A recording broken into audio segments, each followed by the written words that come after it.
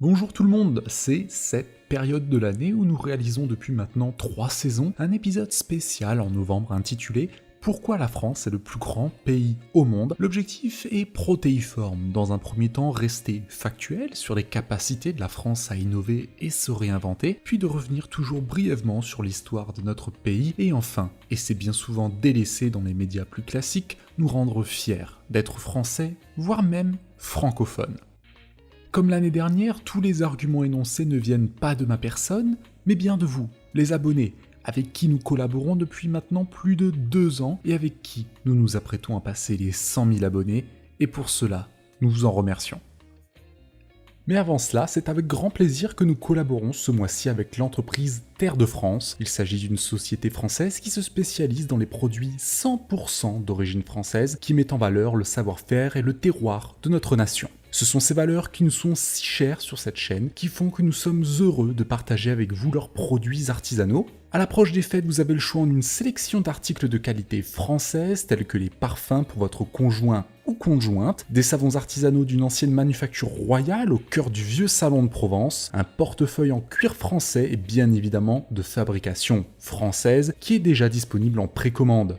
La société Terre de France s'engage à verser 100% de ses bénéfices à des associations telles que la filière paysanne qui vient en aide aux paysans qui rencontrent des difficultés financières et les aider ainsi à développer leur activité. Elle soutient aussi des associations telles qu'Entraide Défense qui vient en aide aux militaires et à leurs familles, notamment par ceux blessés ou tués en opération, ou encore la fondation Espérance Ruralité qui finance la création d'écoles au sein de la campagne pour aider à lutter contre le décrochage scolaire et redynamiser ces territoires oubliés depuis plusieurs décennies. Toutes leurs donations sont disponibles publiquement, vous pouvez les consulter directement par vous-même. Donc si vous aussi vous souhaitez soutenir une petite entreprise familiale et porter les valeurs de la France, soutenez notre partenaire Parfum Terre de France. Le lien est évidemment disponible tout en haut de la description.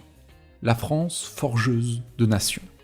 Je vais essayer de ne pas trop m'étendre sur le sujet car d'autres chaînes françaises traitent bien mieux que moi les sujets historiques que Terra Bellum, mais du fait de l'importance de l'histoire de la France, comment ignorer un tel sujet? Pour citer Grotius, la France, le plus beau royaume après celui du ciel. Nous avons tendance à l'oublier, mais la France a durant des siècles eu la réputation d'être une des faiseuses de nations à travers le monde. La France faisait partie des rares nations en Europe à avoir la légitimité. Le cas d'école que nous pouvons citer est celui de la reconnaissance des États-Unis d'Amérique et de l'aide apportée entre autres avec le marquis de Lafayette face aux Anglais. Historiquement, et c'est toujours plus ou moins le cas à l'heure actuelle, si vous vouliez faire reconnaître votre nation sur la scène internationale, il vous fallait un soutien diplomatique. La France faisait partie de ces pays dont la reconnaissance était vitale pour la prospérité de votre nation. La France a aussi contribué durant ce dernier siècle à l'élaboration du système judiciaire japonais, au travers de ses grands penseurs de la doctrine juridique. La France est aussi un nombre important de guerres, et plus important encore le nombre de batailles, pays au passage qui a remporté le plus de batailles,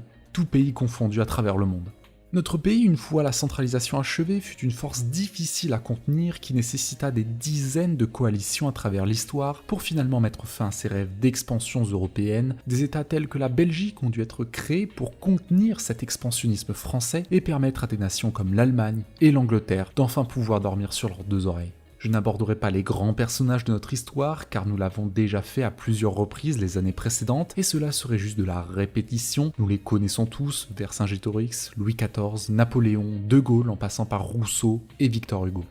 Une diplomatie pragmatique. La France peut se targuer de posséder le 2e réseau d'ambassades au monde, juste derrière les États-Unis et à égalité avec la Chine, ce qui permet une juste représentation des intérêts français, et cela à travers le monde. Ce sont des accords qui peuvent être négociés directement avec les acteurs locaux, comme les accords d'entreprise signés entre l'État du Texas et les entreprises françaises exportatrices, représentant rien que pour cette représentation permanente une recette de plus de 5 milliards d'euros. Le passé colonial français joue aussi un rôle important dans l'exportation de la langue française, qui deviendra l'une des langues les plus parlées à travers le monde d'ici à 2050, facilitant à la fois les relations entre la France et ses acteurs, mais permettant de voir émerger des alliances multilatérales entre des pays d'Afrique centrale sur la base d'un dialogue commun, promu par une langue commune. C'est en traitant d'égal à égal avec ces pays qu'une relation de confiance se créera, et permettra à ces derniers de se développer. La France est aussi un déplacement de 42 000 tonnes de démocratie au travers du Charles de Gaulle, capable de délivrer le feu nucléaire à tout pays menaçant les intérêts de la France grâce au groupe aéronaval. Avec ses 50 milliards de dollars investis dans la défense, cela fait de la France le premier pays en Europe en dépenses militaires et le 6e au monde.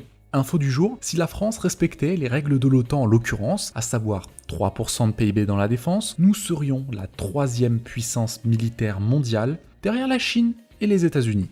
Un potentiel difficilement égalable.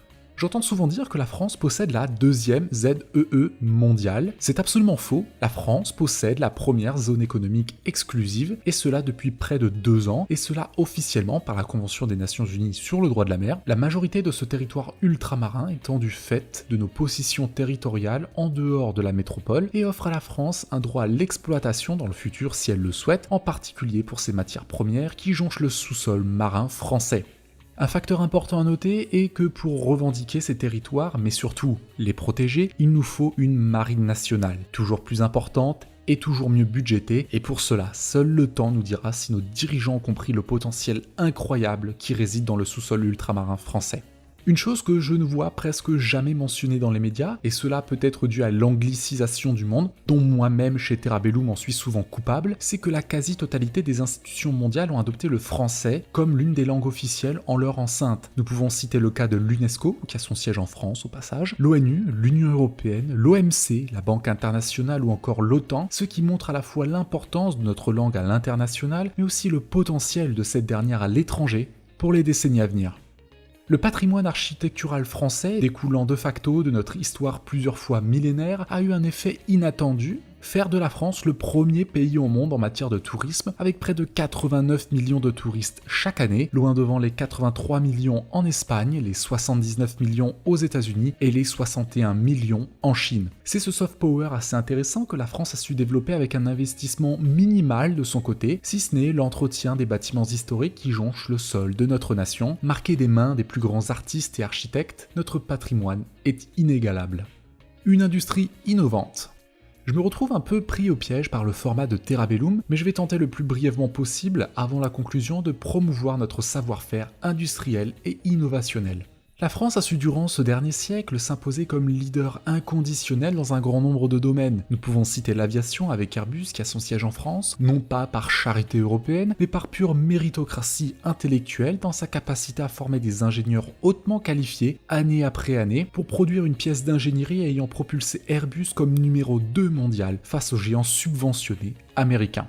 C'est le pays à la tête de la communauté internationale en matière de fusion nucléaire, avec comme fait d'armes d'avoir été sélectionné comme pays hôte du projet ITER, qui vise à produire le premier prototype de réacteur à fusion nucléaire au monde. C'est aussi un secteur de la défense relativement compétitif. La France est devenue entre 2010 et 2019 le numéro 3 mondial en matière d'exportation d'armes, cela étant principalement dû aux différents contrats signés notamment avec l'Inde ces dernières années, secteur qui directement permet de garantir l'indépendance de notre pays sur la scène internationale et surtout de maintenir sa souveraineté territoriale face à des menaces géopolitiques toujours plus complexes et nombreuses. Et enfin, grâce au CAC 40, la France possède les plus grands leaders dans ces domaines comme le luxe avec LVMH, L'Oréal et Hermès, la médecine avec Sanofi, les hydrocarbures avec Total, la construction d'infrastructures avec Vinci et Bouygues, l'armement avec Thales, Dassault ou Safran, et enfin l'énergie avec Alstom ou GDF. Pour conclure, en ces temps difficiles, et cela peu importe le parti politique, il est important de ne pas oublier que nous sommes tous membres d'une seule et même nation. Nos dirigeants, ces dernières décennies, quand bien même leurs défauts sont souvent apparents aux yeux du grand public, ont su maintenir la France à flot, mais n'ont pas su continuer à étendre l'influence française. Du moins, pas de manière significative. Mais cela n'a pas empêché notre pays de rayonner à l'international, et cela pour plusieurs raisons. Notamment l'implication de la France sur la scène internationale, que ce soit dans les conflits armés, ou au travers de notre réseau d'ambassades, ou encore, et c'est la théorie que beaucoup d'entre vous partageront, celle de l'histoire de France qui porte notre pays depuis maintenant plus de 1200 ans. C'est cette histoire que nous nous devons de perpétuer, qui quand bien même notre pays semble plus que jamais divisé sur le remède à apporter pour nous en sortir dans cette période difficile. Si vous regardez encore jusqu'ici, permettez-moi de vous remercier et de vous inviter à mettre un j'aime pour le référencement de cette vidéo, ainsi que de vous abonner pour atteindre ce fameux palier des 100 000 abonnés. À la semaine prochaine.